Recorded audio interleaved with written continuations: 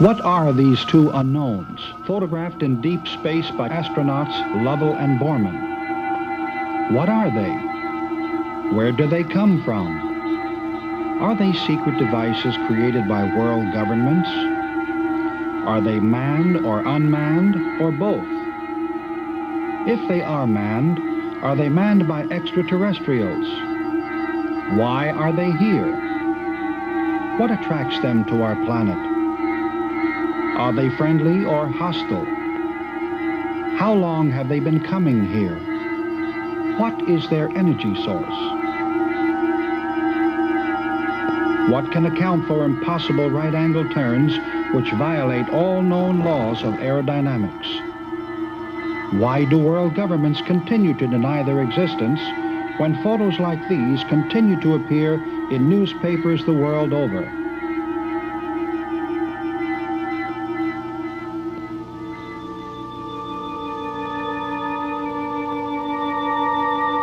I've had 315 transmissions, none of them personal. Helpful messages of different kind are given. The voice of Dr. George King, president of the Etheria Society. There is not one single important question facing the world today that has not been answered by the space people in that 315 message transmission.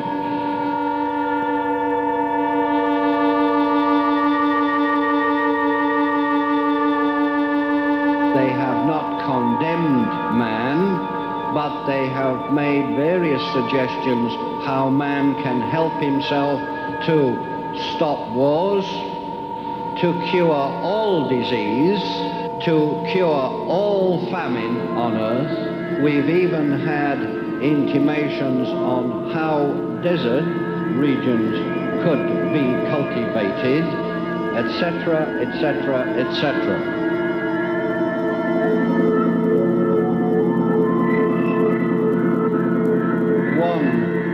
Person I met was tall, round about 7 foot. He had 2 eyes, nose, mouth, 2 legs. Skin was a cinnamon color, as though that skin had been tanned by exposure to long or even shortwave ultraviolet light radiation. This Earth, indeed this solar system, has been invaded several times in the past 20 years. Those invasion attempts were aborted because the 5 adepts, as we call them, fought on your behalf.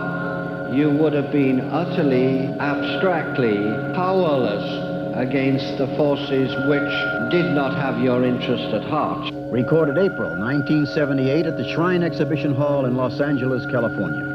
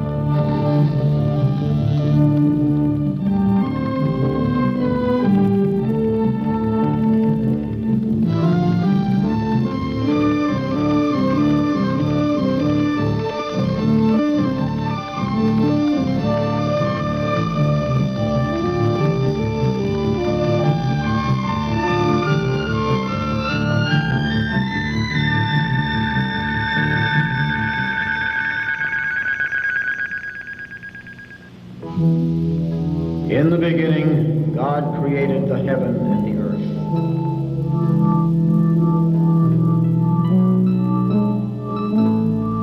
And the earth was without form and void, and darkness was upon the face of the deep. And the Spirit of God moved upon the face of the waters.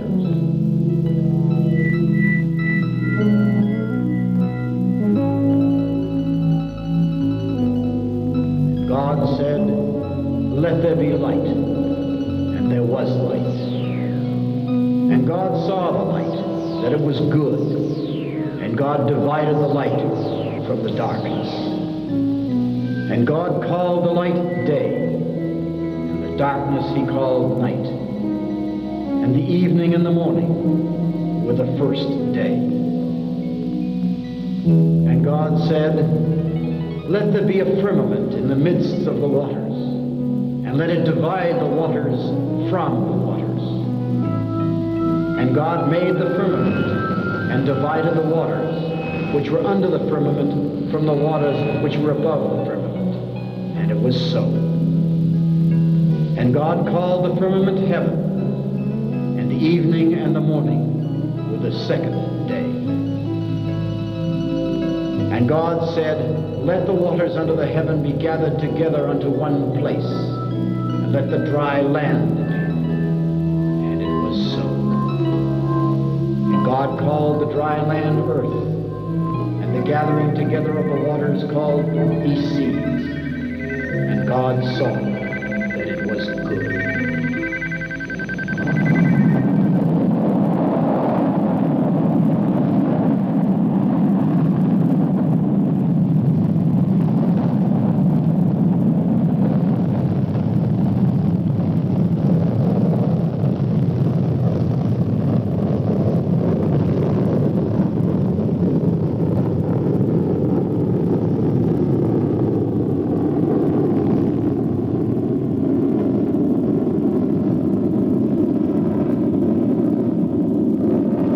July 20, 1969, Apollo 11. Astronauts Neil Armstrong and Buzz Aldrin lift off on man's first attempt to land on the moon.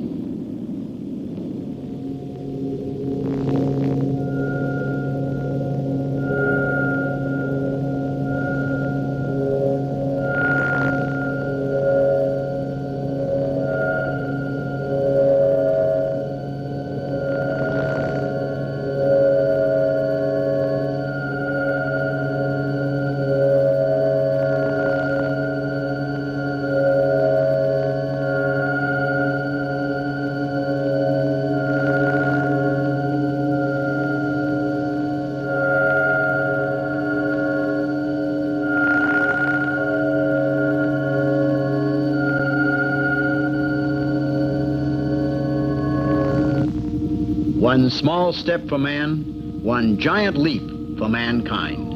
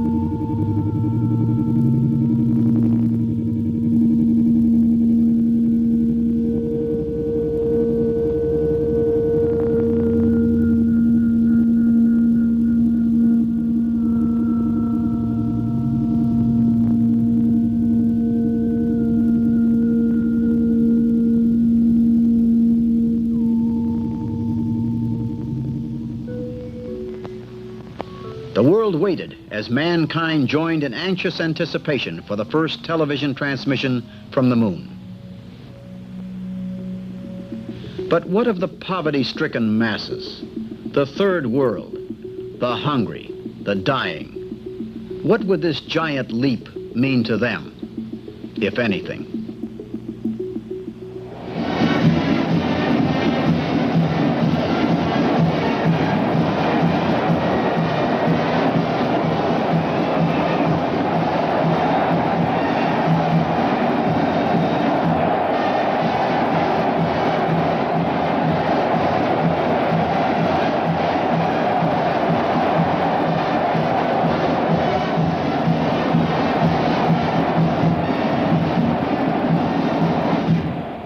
Dr. Frank Stranges, director for 14 years of the National Investigations Committee on UFOs. New sciences and industries appear as man probes further and further. The moon is only a stepping stone to other planets, other galaxies.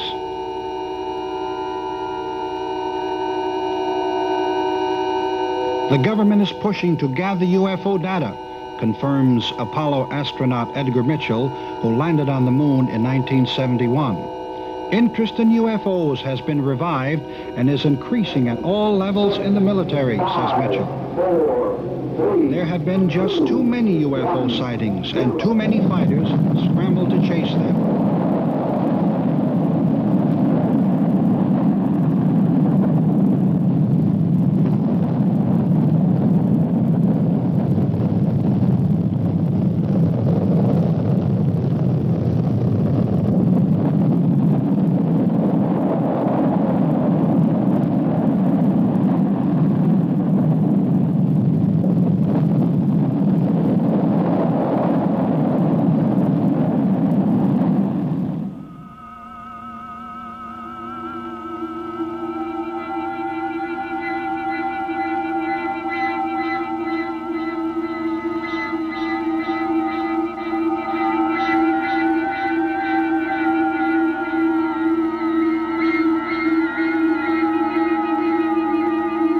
Drawing boards are jammed with renderings of spacecraft with new energy sources, from atomic power to solar propulsion, designed to travel in space for years.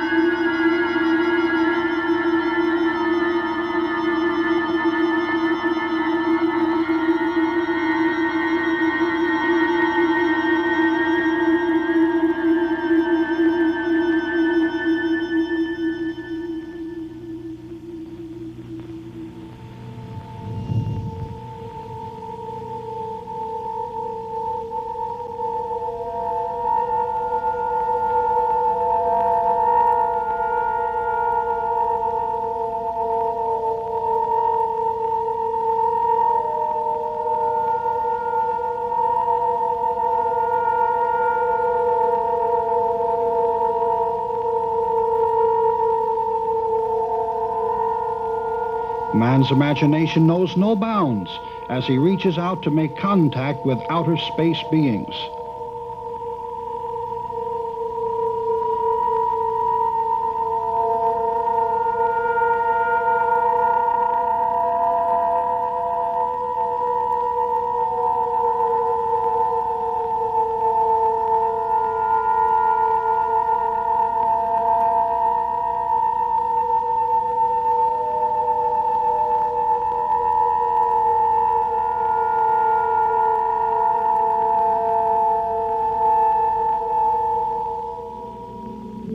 But man must also prepare himself physically and mentally. He must devise protective clothing against hostile space environments.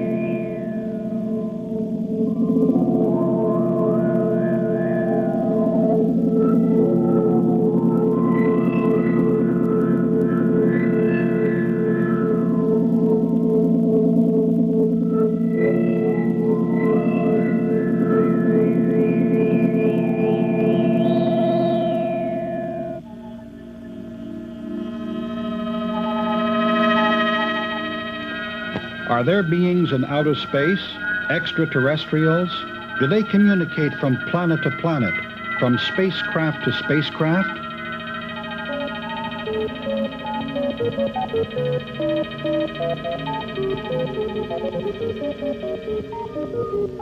Are they trying to contact Earth physically as well as psychically?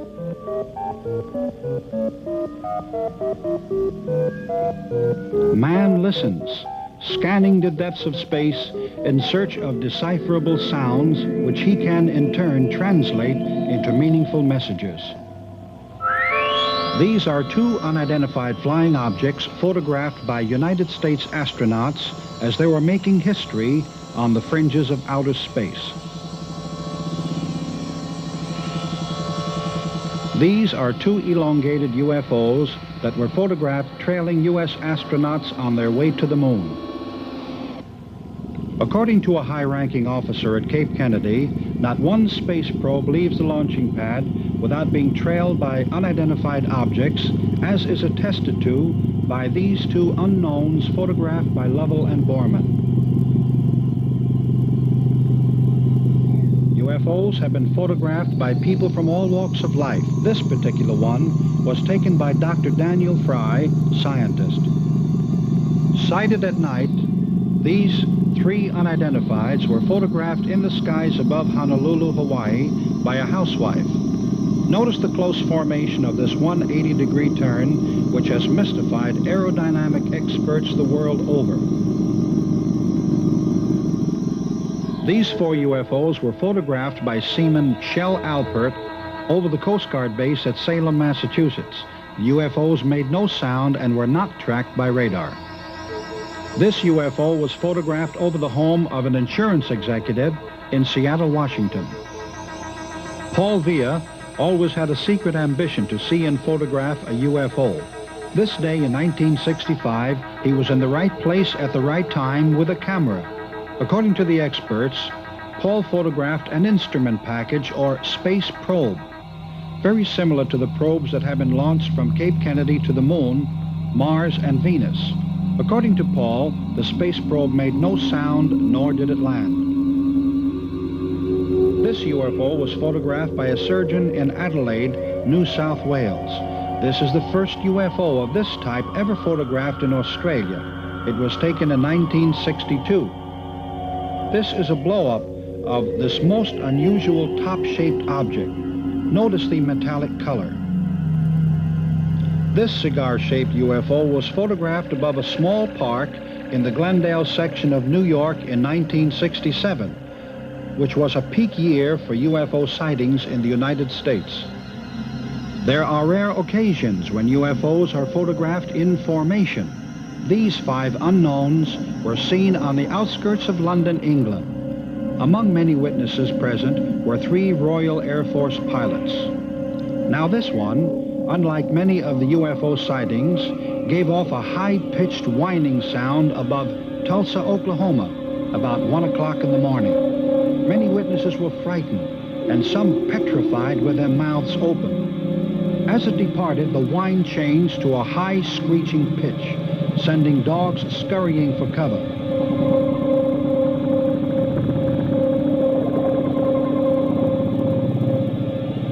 The more it increased in velocity, the wider it became. This is an unmanned probe photographed by Paul Villa on June 19, 1966, about 9 a.m., 30 miles north of Albuquerque, New Mexico. It was approximately 6 feet in diameter and made a loud buzzing noise. The UFO was accompanied by several spheres. When the spheres landed, they bounced, shot straight up, then landed again in almost the same place. The small spheres were about 3 inches in diameter. The larger ones about 6 inches in diameter. The larger spheres remained on top or close to the top of the UFO.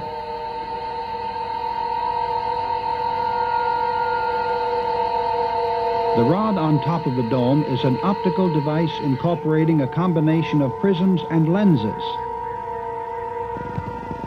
The three legs telescoped open as the craft approached the ground.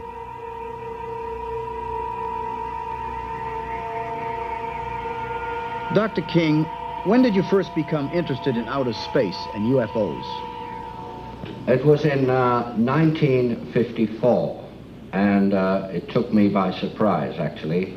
I had been practicing yoga for many years previous to this, but on this Saturday morning in May 1954, I was in my apartment and I heard a voice. It was in English. The voice was not in the head. This was no psychic apparition. The voice was outside of myself, and it said, "Prepare yourself, you are to become the voice of interplanetary parliament." Well, I had no idea what that meant. I knew nothing about UFOs, In those days, I had not studied them, but I had studied yoga. And I'd studied yoga long enough to realize that this was very important. And it was 8 days after this first event that I decided that the only way that I could solve this mystery, because nobody else could help me, and I tried many people, was to go into meditation myself. So I locked myself in the room, fully determined to stay there until I got some answer. Well, I didn't have to stay very long, because a man, physical, who I did recognize, he was alive in India at the time, a well-known yogi master. He walked into the room without me having to open the door, by the way. He walked across the floor and sat down in the chair, which creaked under his weight, and he told me about the previous contact I'd had, voice contact, and he gave me certain instructions. For instance, he said that you will receive an invitation from a yoga teacher in London, and you should attend his classes and so on. I have had some physical contacts as well as mental contacts. Very briefly, the mental contacts are quite unusual in a way that I precipitate a yogic samadhic condition in order to gain mental rapport with higher intelligences. But I've had also some physical contacts, and I'd like to talk about one in particular. On July the 10th, 1958, I was ordered by the Master Aetherius to present myself in North Devonshire, England, which is in the south of England. And I went there, and I was told that I must carry no metal on the body at all. So I parked the car in a certain place after I'd received further instructions, and I proceeded to a place called Stony Cross, which is overlooking a village called Coombe Martin in Devonshire. And it was at night time, 10:30 at night. I was first contacted by a being from the planet Mars. Now, this man was invisible to me, except that he did cast a shadow in the moonlight, and his shadow was very, very much larger than mine. He said to go back to the place where we met, and I would see a gap in a wall, and I had to go through that gap and climb up to a hill. And I did indeed climb to a hill, which later I found out to be Holston Down. Now, I was given instructions to go onto this hill and pray for world peace. Timothy Shanks, UFO researcher from San Diego, California. My research indicates to me that UFOs are physical types, there are psychic types, and there are biological types. It's a very serious subject around the world now. Who across the world are studying the UFOs? From the United States, we have Brad Steiger, John Keel. From France, we have, I'm not sure he's from France, Jacques Vallée, Professor Hynek, Brinsley Laporte Trench. I consider the work of the late Dr. Wilhelm Reich to be very important. A man named Meade Lane, one person from religion with a religious background, Gordon Melton, is doing some interesting work. In Europe, they are taking it a lot more seriously than here. The Netherlands, Brazil is also, England is experiencing a lot of sightings. All over the world, yes, Japan is interested. The USSR is very much interested. Venezuela, Argentina, Mexico, Brazil, Norway, Sweden, the Philippines, Chile, France, and Grenada. All of these people do officially state that flying saucers do exist, and some of them go even further and say they believe that they come from other worlds. A country that does not believe in the existence of UFOs is a country of deep sleepers. For instance, America, Russia, and England have studied UFOs for a number of years, and I think they have amassed sufficient information to know of their existence. But you see, they will not officially admit that they know of the existence of unidentified flying objects. But how long have these UFOs been coming to Earth, and why to certain places? What have Palenque, Tiahuanaca, and Stonehenge to do with these sightings? Stonehenge has been attributed to the Druids by some historians. But is this fact? How were these huge monoliths erected? Can we attribute places like these to extraterrestrials? As you check back into history, you have to remember that references to objects in the sky were not referred to as UFOs. They were described as whatever the person was viewing, whether it was a cloud or a flying boat, as North American Indians would describe some of these things, or a luminescent pearl. So you have to study the language and study the account itself. But all world cultures refer to various unusual objects in the sky throughout the course of recorded history. The modern era began in 1947 with the Air Force beginning its study and a tremendous number of UFO reports. Early reports of objects came in 1896, 1909 from different parts of the world. Many people believe in UFOs and that extraterrestrials are coming to Earth. Some are convinced that they are now living among us. The whole town of Kerman, California, conspired to keep the May 13th, 1978 occurrence a secret to preserve their privacy. However, word leaked out and made headlines.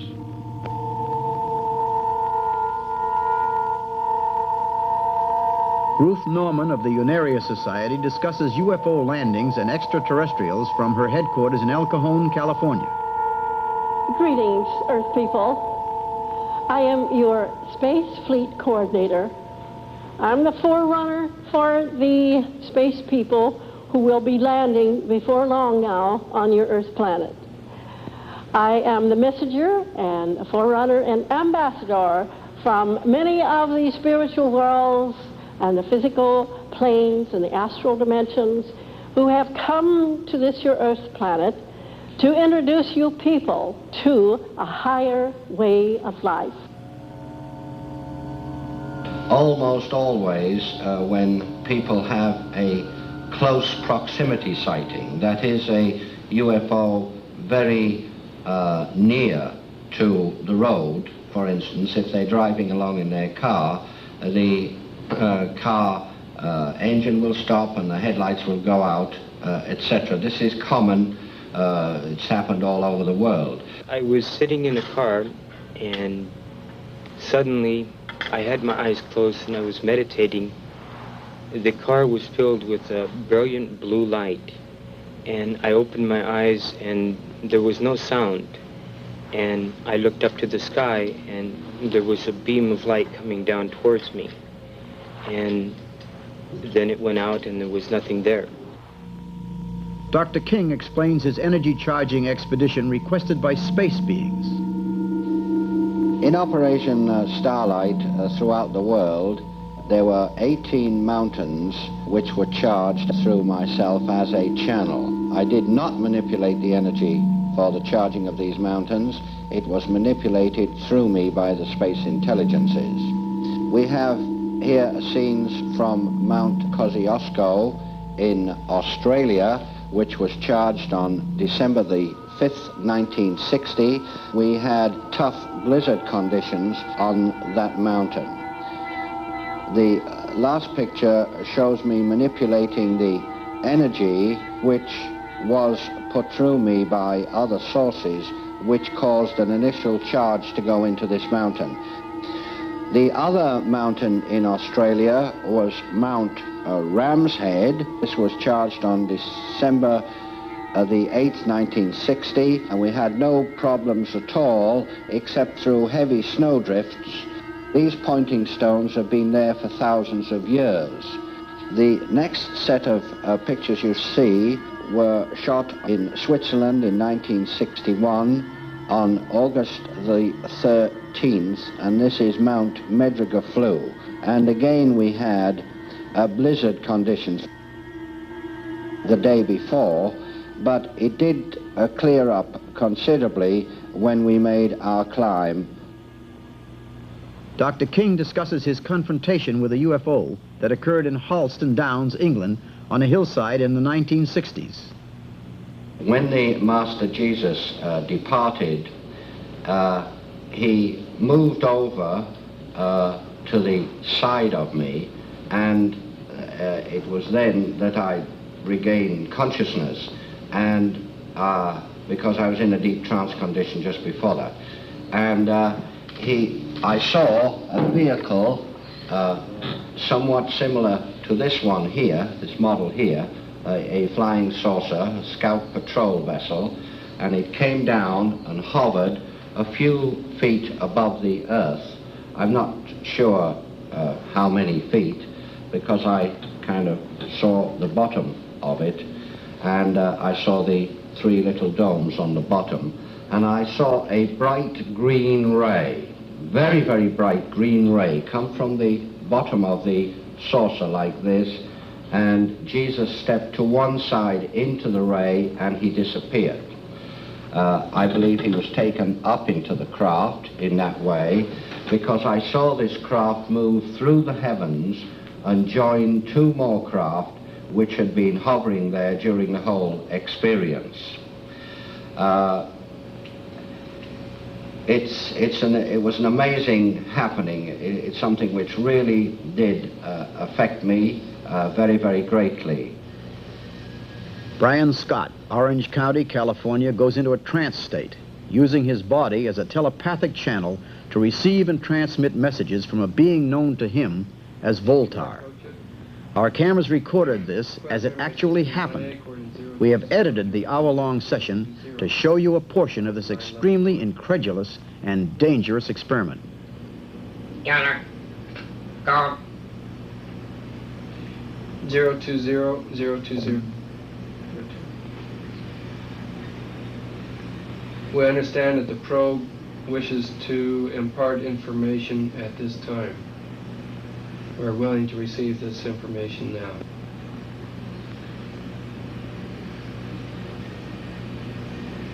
Acknowledge. Unity, transfer, Voltar. Delay factor 7. Relay open. Daniel, physical energy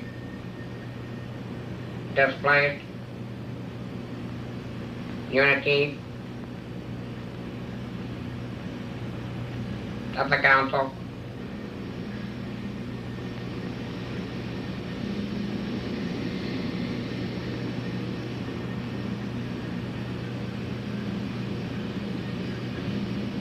Good evening. Good evening, Voltar. And that of the light be offered. And to you in return. It was good to talk to you again. It is that, and of the play of life, that today, what is now, is within that knowledge. Our involvement, and that of your planet, since that of the days of Tiawanatha, and yet but to manifest in but a few. It has been again a pleasure to share your presence. We ask the return of Brian and the amplification of all systems against secondary world interference. And thank you again for sharing this communication with us.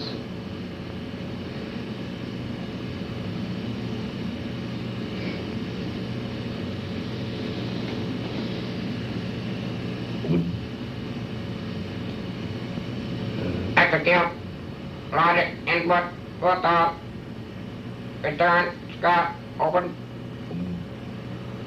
lock.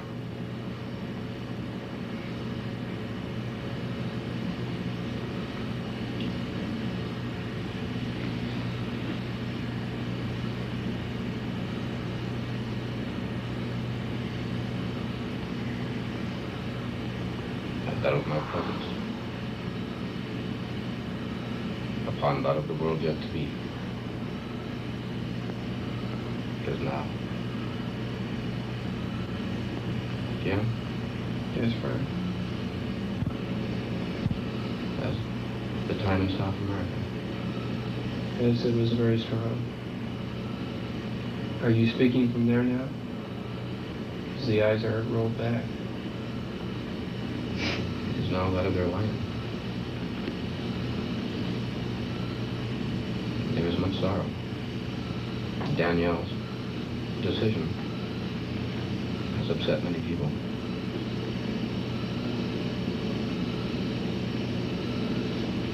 How do you feel? I feel great. It's just like it was before. There is so much to learn and so much to offer. It's nice to remember to what it was a few months ago.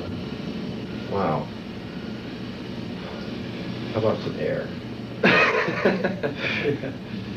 You'll pin the needle. What was it? Jeez. You were right there at the end.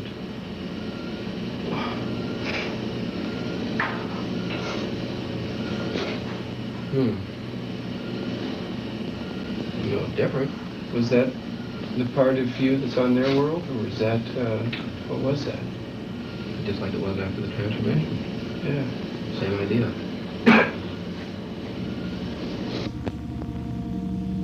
These Carillion Polaroid exposures were taken of Brian Scott before entering the trance state by Dr. Elan Neve. The dark exposures represent a normal energy level.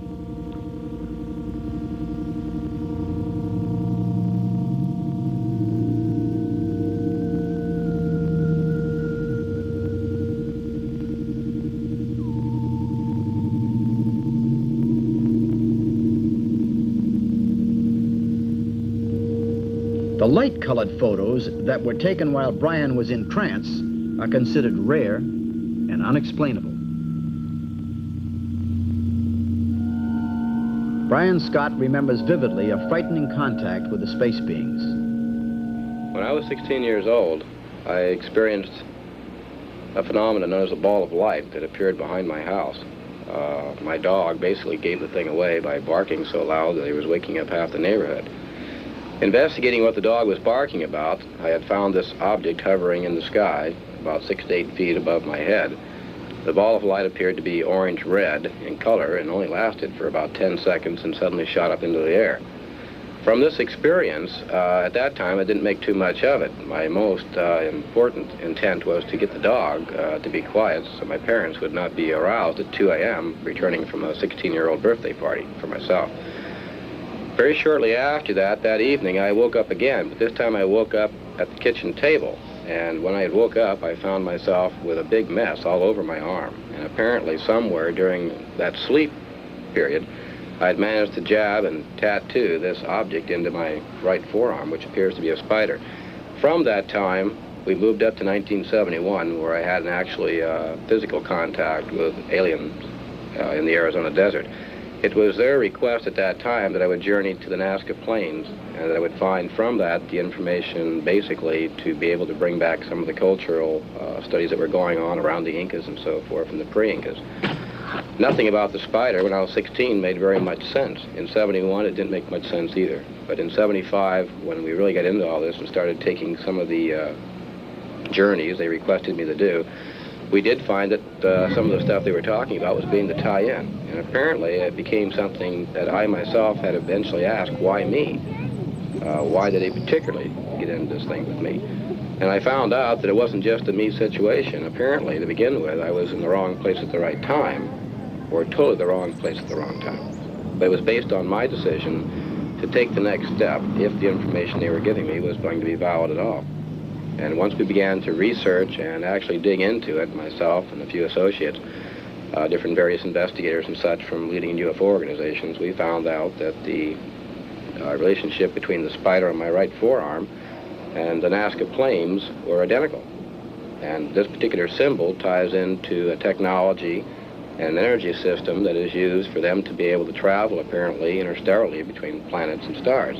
So what it came out to be in the very end was that the information that they were giving me was basically valid.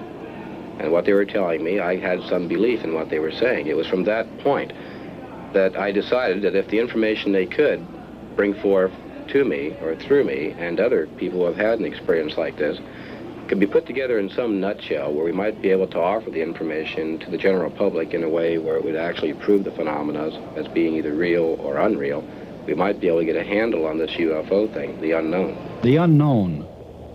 The Incas, the Mayas, the Toltecs, all ancient civilizations, gone from the earth. Why? What sort of unexplainable energy forces seem to be concentrated at Nazca, Tiwanaku, Palenque, Uxmal, Tikal, Chichen Itza? Brian Scott went in and out of the trance state every few seconds while he walked these plains. Why? Are these centers of past civilizations linked to forces from outer space? Facts suggest they are. Mr. Schuffler explains the results of his encounter. A day after the encounter itself, I found that I began feeling pressure within my head, and I started seeing figures dashing out of the corner of my eye, just glimpses. And then I began to find that I could concentrate, and I began to see flashing colored lights. Later I found that I could actually see the forms, and they are what people refer to as spirits. I found also that my eyes began to change, and that even in looking in the mirror, I found that they began to take on a more hypnotic type of stare, and others related this experience to me, that they had noted these changes. Dr. King discusses the origin of mankind. The planet we are now living on was populated by a very advanced culture called Adamic man. Hence the Adam and Eve part of the Bible. The people who came to this planet came from a planet called Maldek that used to orbit between Jupiter and Mars, and there was an atomic explosion on Maldek which blew the planet to pieces. Now, they had to be reborn somewhere. Reincarnation being a fact, not a theory. And also, there's no such thing as death per se. There's only death of the physical structure, but the thought and the soul and spirit do not die. So they had to have a life experience. So they were reborn gradually throughout the hundreds of centuries onto this planet Earth. Now, all that's left of Maldek is the asteroid belt.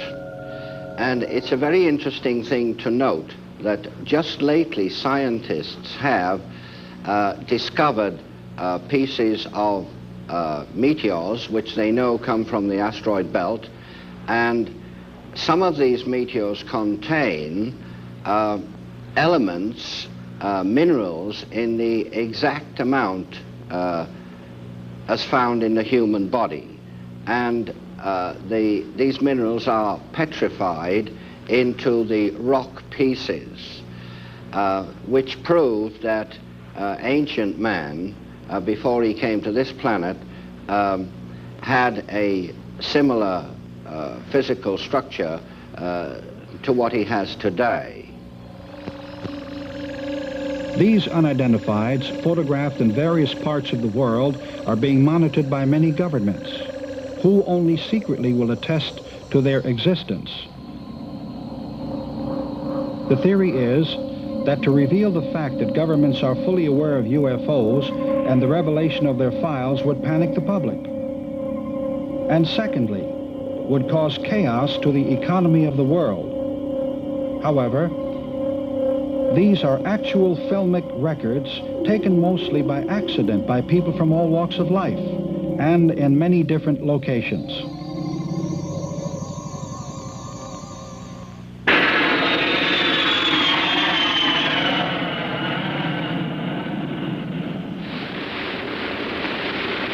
The date, Tuesday, June the 24th, 1947.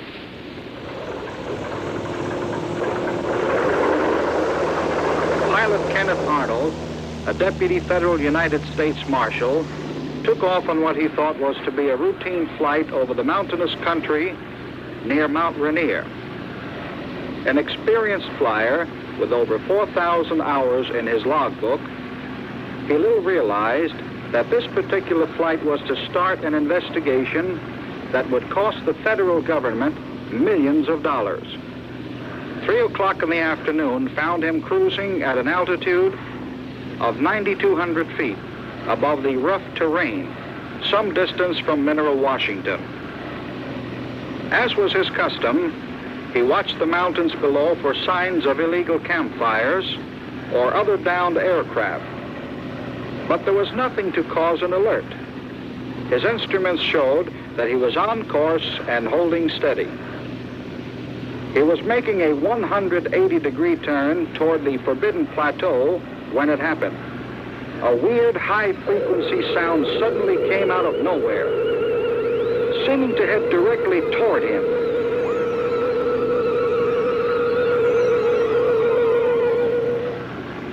Arnold banked his plane sharply, thinking he was buzzed by some new type of jet fighter. Leveling off, he tried to sight the offending jet and perhaps get a number or description to report the incident. A mid-air collision over these rugged mountains meant little chance of survival.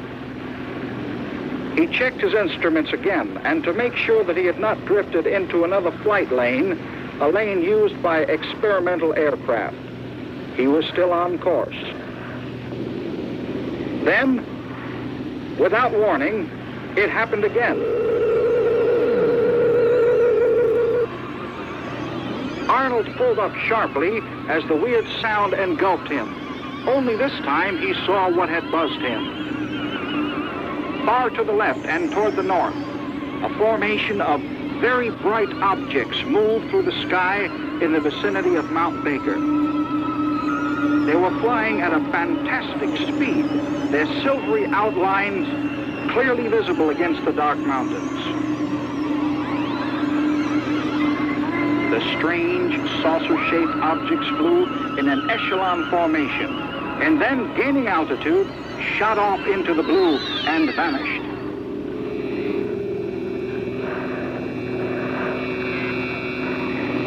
Would he be a crackpot if he reported the sighting? Would he be laughed at by his superiors? But what he saw was real. There was no doubt whatever in his mind. He decided to risk ridicule by making a complete report upon his return to the home base. This report, the first recognized sighting of an unidentified flying object, created a furor. Pilot Kenneth Arnold said that the silvery objects looked like flying saucers. The name made headlines throughout the civilized world. Arnold may not be remembered, but his coined phrase, flying saucers, will never be forgotten. My first encounter was in October 1958 with what I claimed to be an extraterrestrial being that I've since found out comes from the planet we call Saturn in our solar system. Robert Short, UFO investigator. It was, to me at the time, a very frightening experience. The being said to me, "We have come down to make an adjustment in the power of our craft. We will see you at a future time."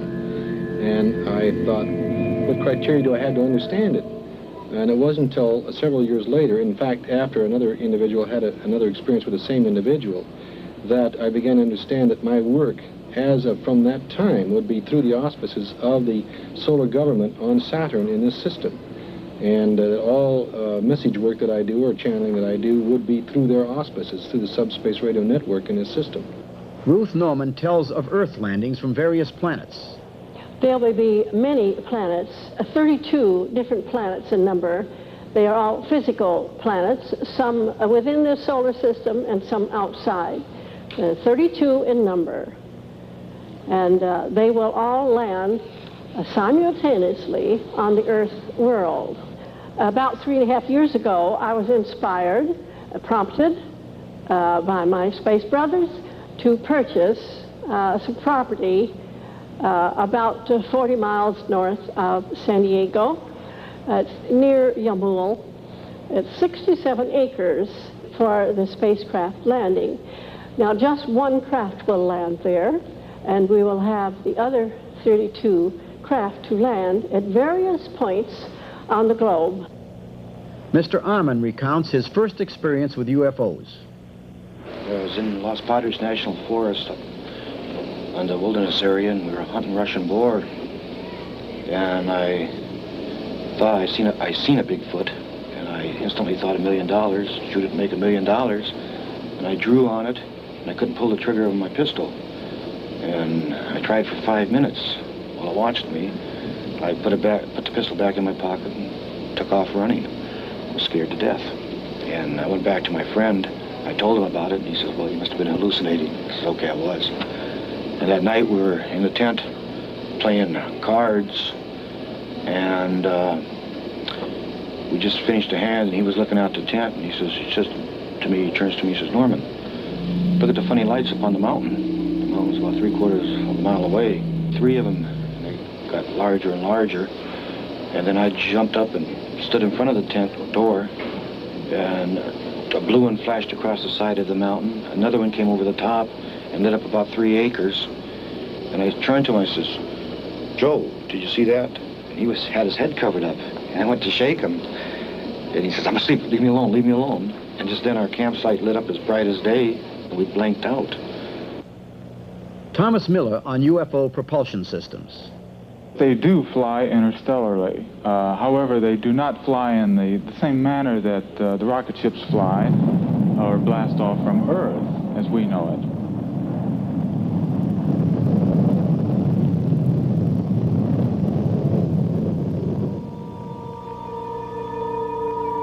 They use the electromagnetic lines of force which permeate the universal substance of this galaxy.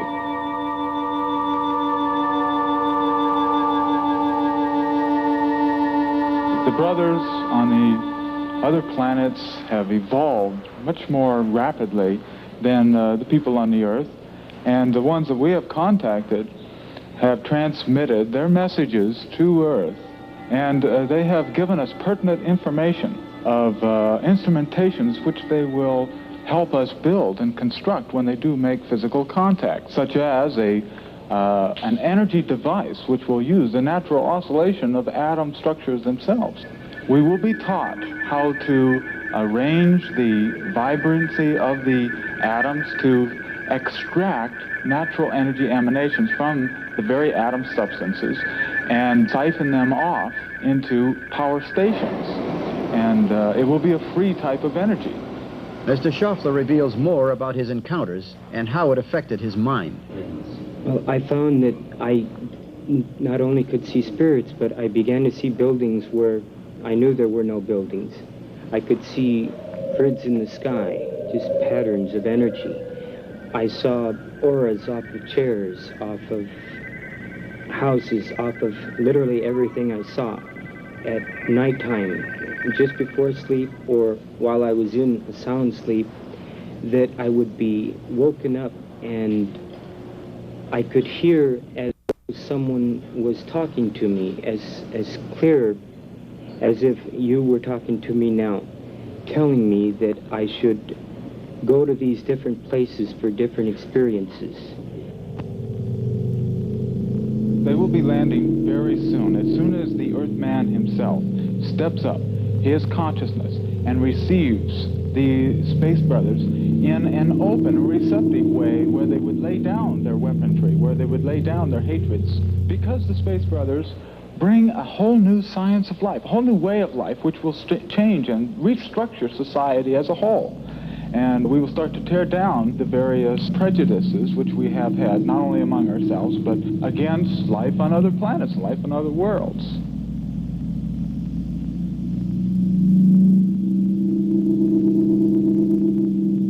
Dr. Stranges, you have been involved with UFO investigations for over 30 years.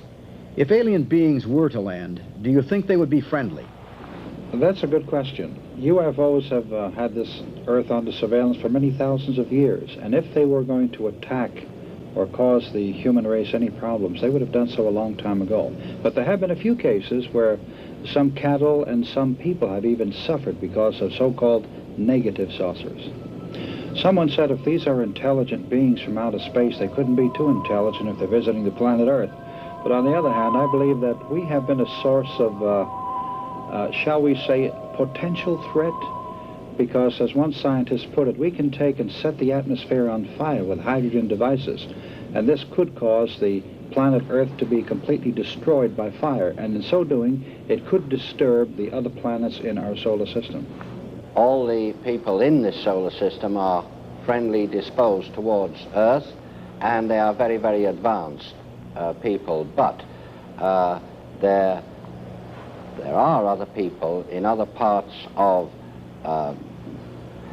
well, not only this galaxy, but galaxies beyond this that have not been friendly.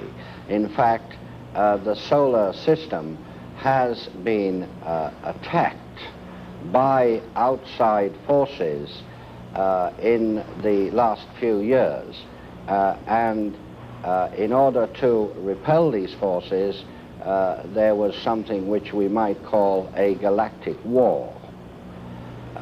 This did happen, and I have very detailed reports in the Aetherius Society Library, which we maintain is the largest in the world of its kind, actually describing some of the action which took place during this galactic war. Dr. George King in Los Angeles, 1978.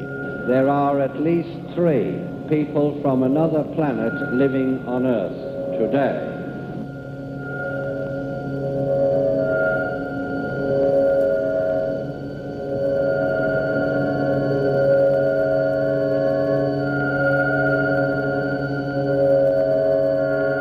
These 3 people are living in Earth's physical bodies.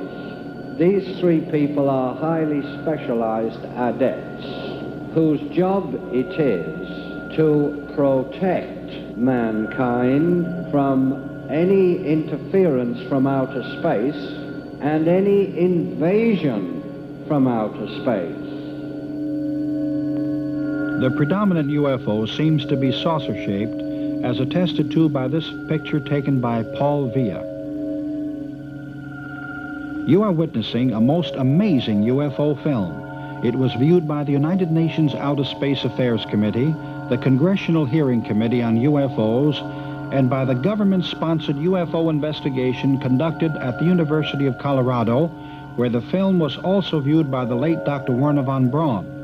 This 16mm film was shot by Dr. Daniel Fry, a fully qualified scientist, and has been judged as a most valuable contribution to UFO authenticity. Experts have concluded that UFOs may have different planetary origins. If space beings exist, and they do travel in these space vehicles, there is nothing to prevent them from inhabiting various areas on this planet. Our egos would have to be enormous to think that we are the only intelligent beings in the universe. This picture was taken in France in 1967. It remained motionless for 4 minutes. These 2 UFOs were photographed over Taormina, Sicily. They remained silent and changed position 4 times before vanishing. This photograph was taken during the International Geophysical Year by an officer in the Brazilian Navy. These objects were seen coming out of a cigar-shaped vehicle in Morristown, New Jersey. Early one Saturday morning, Mr. George Stock was aroused by his son's shouting, "There's a flying saucer above our house." This was in New Jersey. Some UFOs are motionless while others revolve. Dr. King, have any creditable writings been done on extraterrestrials and flying saucers? Yes, indeed. There certainly is. It's called the Holy Bible. It's one of the best flying saucer books ever written, as a matter of fact, although it wasn't written for that purpose. It's filled with accounts of extraterrestrial visitors and vimanas and lights in the sky and flames in the sky. And we are informed by the cosmic masters that the Star of Bethlehem was indeed a flying saucer. It could not have been a star, because if any star had moved through the heavens and suddenly stopped in the position that the Star of Bethlehem did stop, this would have upset the gravitational field of the whole solar system. And we'd have probably had a tremendous disaster, certainly on Earth, if not on other planets as well.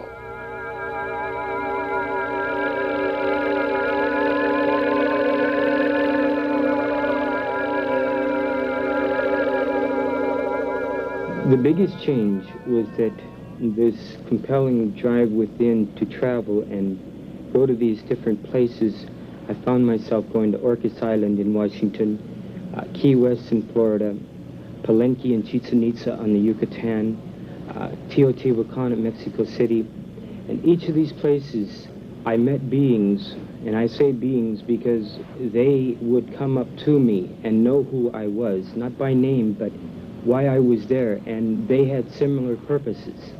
And we could relate, and it was as though we were contacting and joining forces and relating to each other our own experiences, and each of us had a different piece of the puzzle.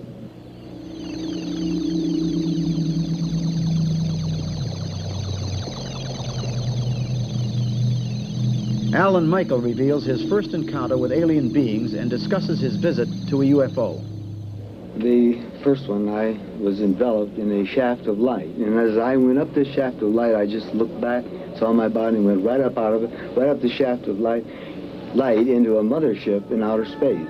This was a ship I had incarnated into this body. I was just returned to be with the people I was with before I came here in this body. There are some 2 million people in telepathic bodies on this planet now, making ready to receive Earth people, to bring them into the kingdom of God. We interviewed Carl Anderson at the Long Beach Naval Base in California. He has been a government employee for over 20 years. He presented one of the most unusual UFO encounters on record. Space people describe how the ship was propelled.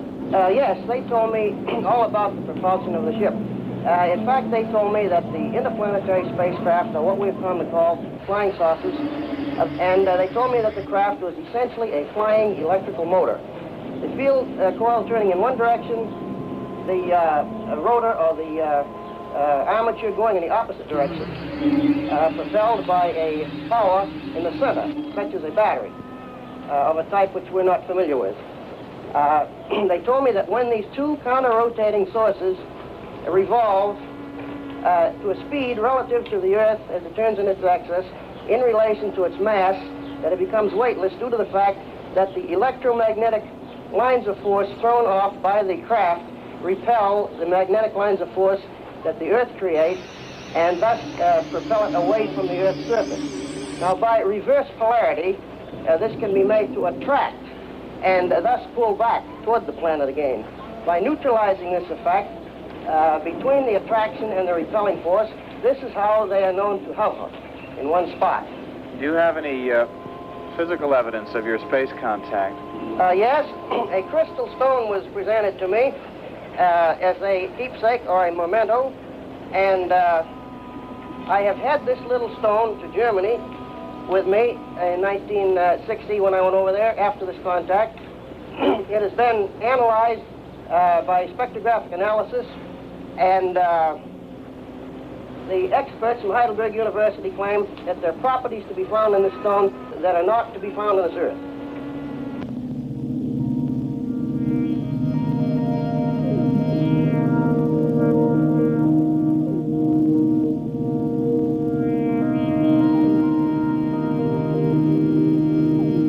Since man's first giant leap into space, countless industries have led the way into yet unexplored fields of aerospace sciences and space medicine. New techniques have kept pace with inventions as man seeks methods to develop machines capable of carrying humans into the far reaches of space.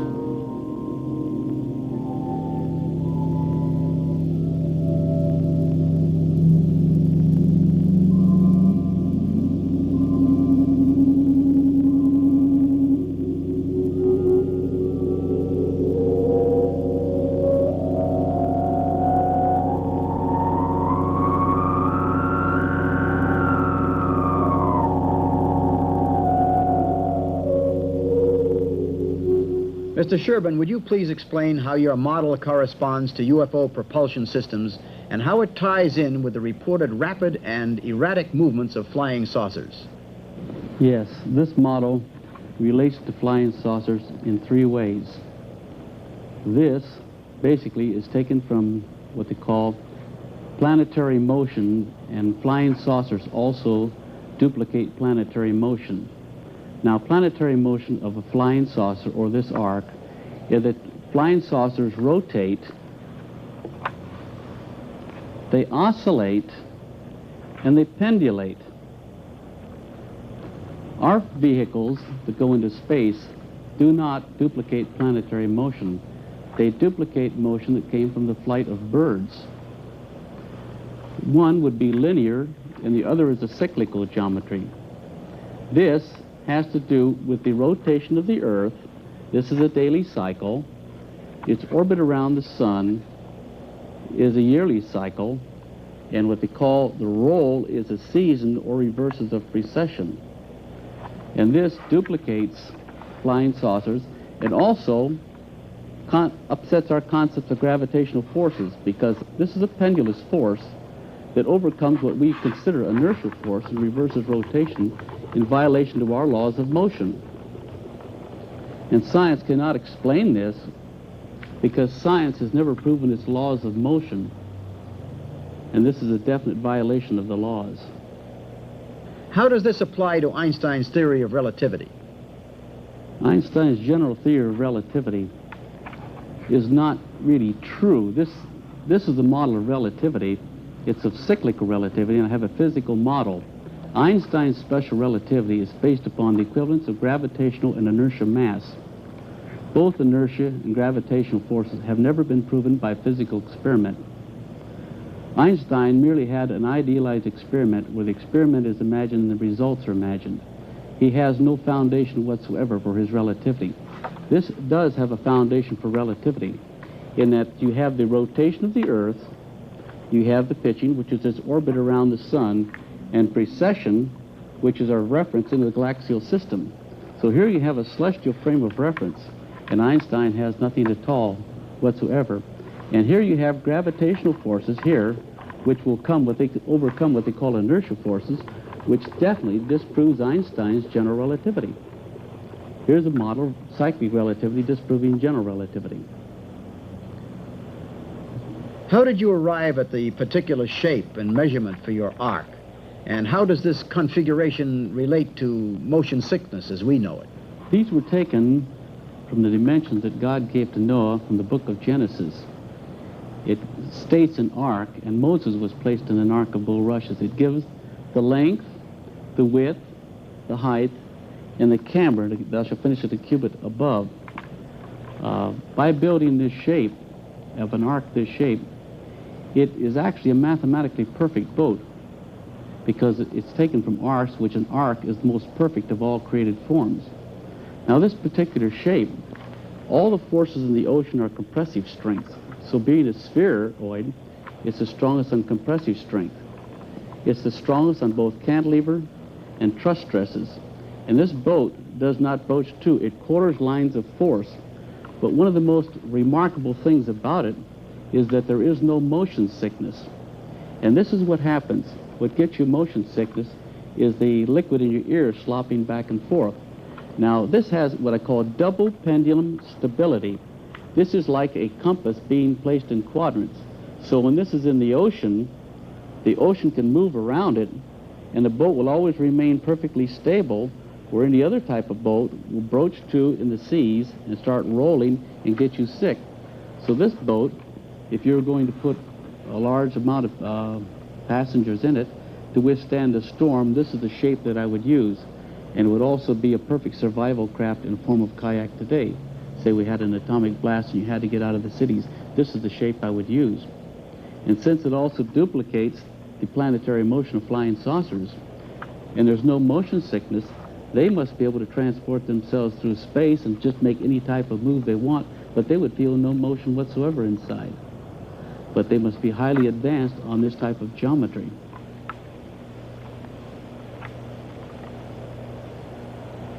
Dr. Ilan Neve explains the method of photographing energy from objects and the human body through Carillion photography. Carillion photography, or the way I prefer to call it aura photography, basically registers on film the energy emanation from an object, and very often the way it is used, the energy emanation from the human body, most often from the fingers, because this is one of the easiest things to shoot.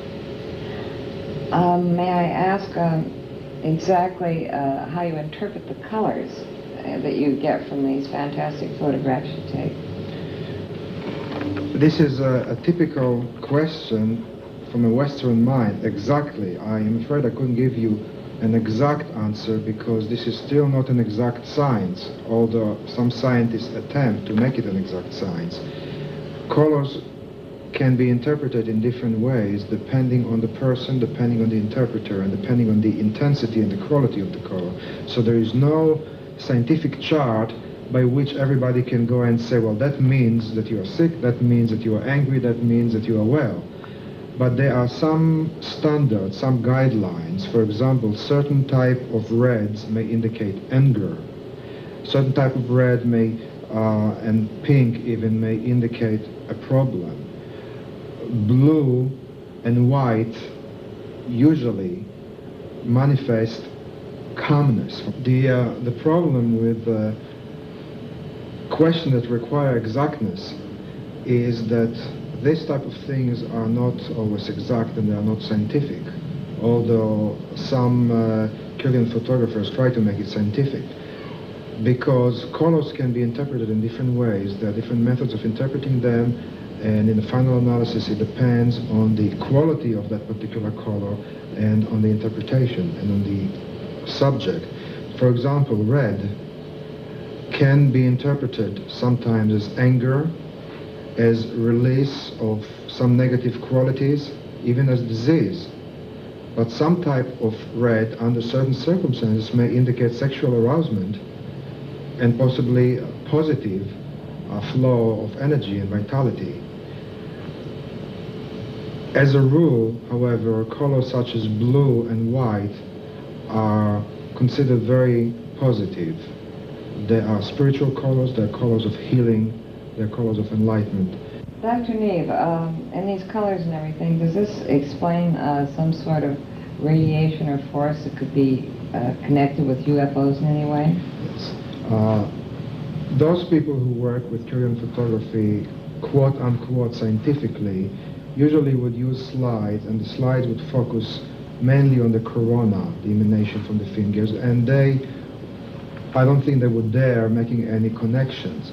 However, for that reason, I, being a parapsychologist and a metaphysician, I use Polaroid pictures because they are rather sensitive and you can photograph more than one finger at the same time.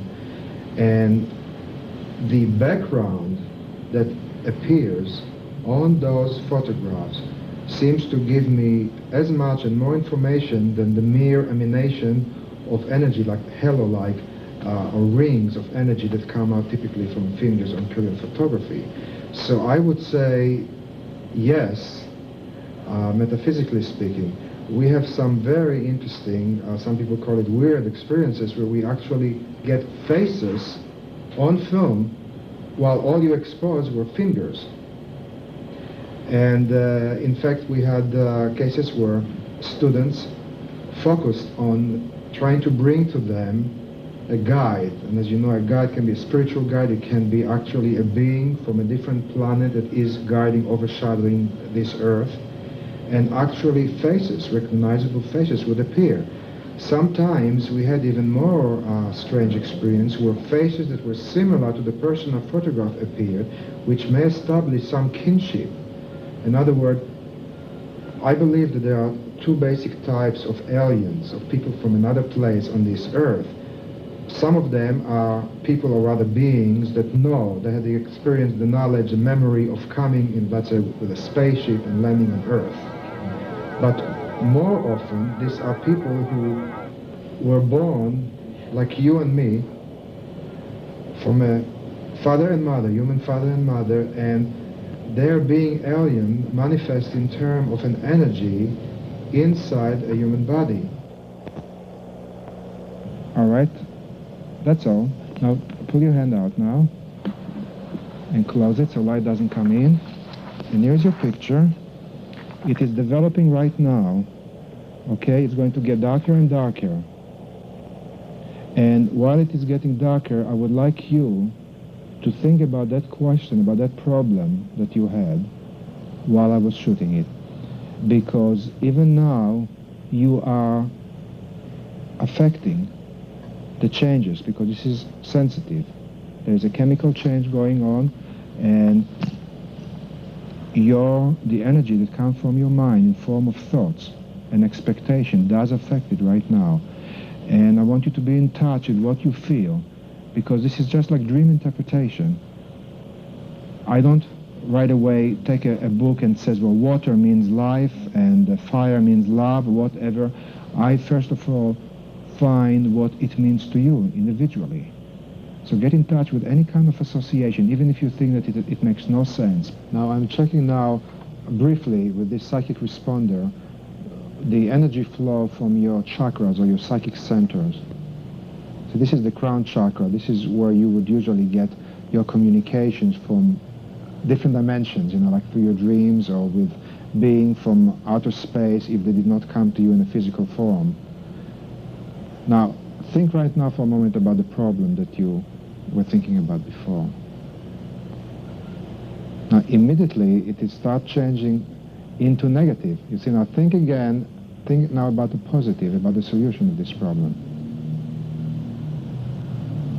Honestly, I'm not doing anything consciously to it. You see, it is turning now positive. So you see, you can actually affect yourself. Now, this will check your communications. Oh, this is one of your most powerful ones. And this is, of course, very important chakras. If you are open up here and you are open down here, this makes you more ready for such communication with being from different dimensions. I'm going to play you a healing music from the Holy Land. The first part has a tear to it.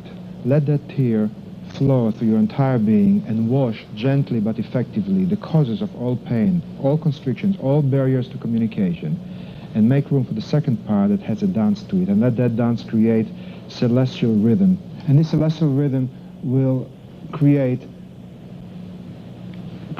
harmony from within yourself. So just all you have to do is just to listen to this and just relax.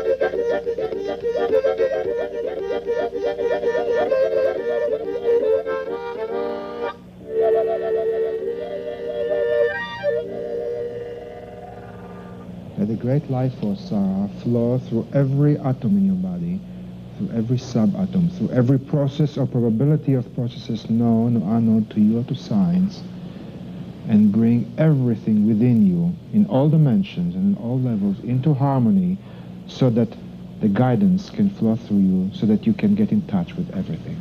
And so it is. And when you're ready, you open your eyes and be wide awake, feeling it being perfectly well and perfectly one with all. Dr. King, can you tell us something about ancient civilizations on Earth and their relationship, if any, to UFOs and space beings? Yes, there were ancient civilizations. In chronological order, Lemuria came first, and some people believe that this was mainly where the Pacific Ocean is now, and mankind reached quite a high stage of evolution in Lemuria, so high, in fact, that he discovered how to split the atom. And, of course, mankind being what he is, a very warlike creature, well, the result was the destruction of Lemuria. And also, the Earth at that time did flip a few degrees on its axis. Later on, we had another civilization built up again from the atomic ruins of the last, and that was Atlantis. Now, it's interesting thing about Atlantis is this, that at one time, science can prove that the whole of Europe was covered with deep snow and ice. And some catastrophe happened very quickly, which altered the course of the Gulf Stream so that it flowed nearer to the coast of Europe and up through and actually near the tip of the north of Scotland. Some people believe that this was a part of the continent of Atlantis going down. Two of the most ancient books on Earth are now translated from the Sanskrit into English, and they do talk about Vimanas, which were flying machines, and they do talk about two atomic weapons that were used. One, the Brahma weapon, and the other called Indra's dart. There was an atomic war, and the result of this atomic war was the destruction of Atlantis. Again, it's very interesting to note that people are now making quite some discoveries in this regard. For instance, they found a huge road about 100 foot beneath sea level. This road is made of very, very large stones which do not belong in that area, and these stones are fit very, very closely together. The stones, they estimate, weigh hundreds of tons each, and it's possible that the Atlanteans had powers which we do not have today. Dr. King expounds on types of UFOs and their propulsion systems. We have the large mother craft. These can be tremendous size. They have a capability of, shall we say, tuning into natural magnetic forces which do flow very freely through this galaxy and transferring that into kinetic energy. The usual type of scout patrol vessel, like that in this little model here, which, by the way, is made exactly to scale. This is a model of a scout patrol vessel, which is about 32.5 feet in diameter. Now, this vessel here has three propulsion units. One I won't mention at this time, it's too complex.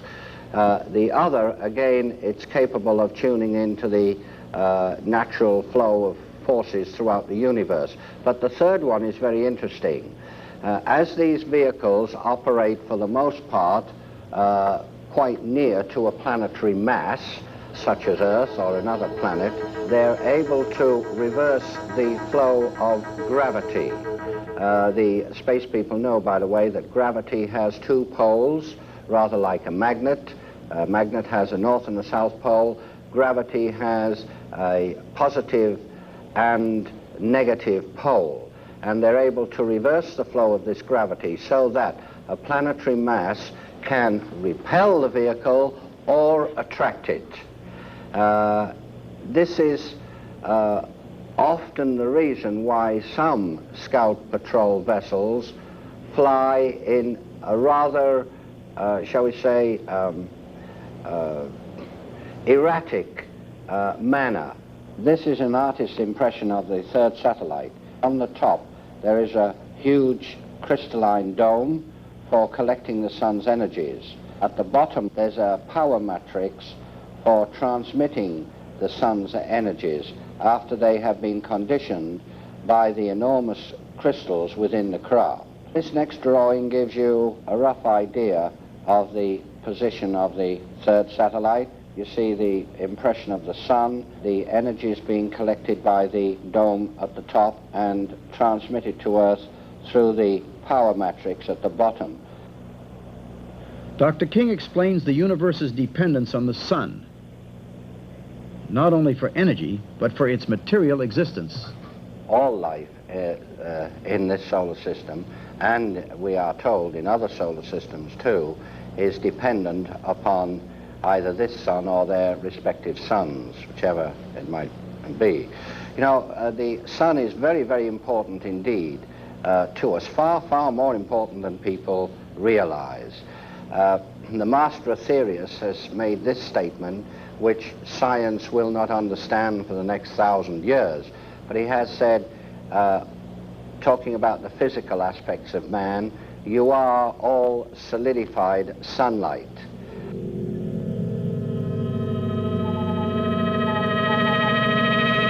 UFOs have been sighted over every nation in the world, reports Dr. Frank Stranges. The National Investigations Committee is a group of individuals throughout the world that's solely dedicated to scientific research, evaluation, and investigation of UFOs, and it's also open to the public.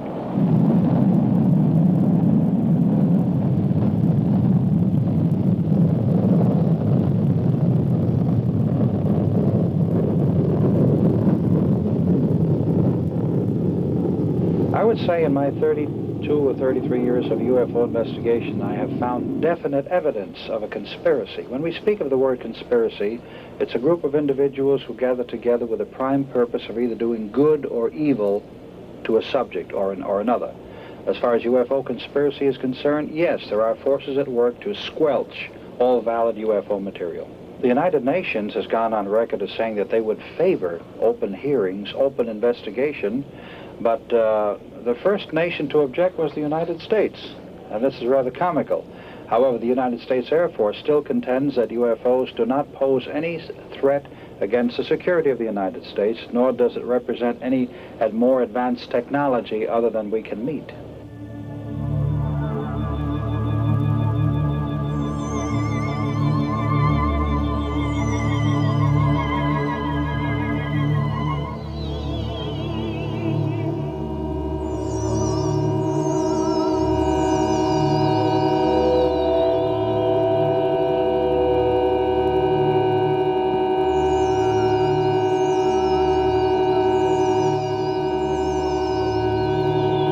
Reverend Robert Short, founder of the Blue Rose Ministry in Yucca Valley, California.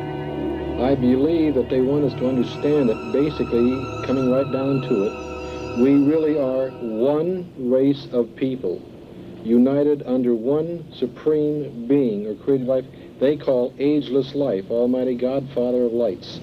And that we, as the children of the Supreme Creator, have our decisions to make insofar as trying, if we can, to put forth the willingness to achieve peace in our time, rather than bringing us to the brink of what we call an Armageddon.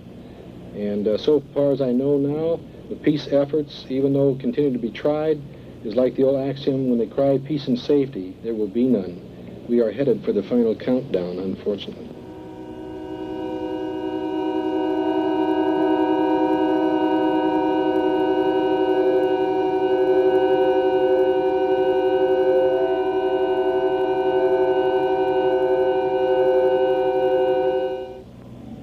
The producers wish to acknowledge with profound thanks the cooperation of the following people, without whose help this film could not have been made. Jim Frazier, Dr. George King, Dr. Frank E. Stranges, Ruth Norman, Reverend Robert Short, Dr. Elan Neve, Brian Scott, Gabriel Green, Dan Fry, Thomas Miller, Mr. Schaufler, Mr. Armin, Alan Michael, Carl Anderson, Timothy Shanks, Charles Sherburne, Sarah Nickerson, William Young, and Steve Shutak.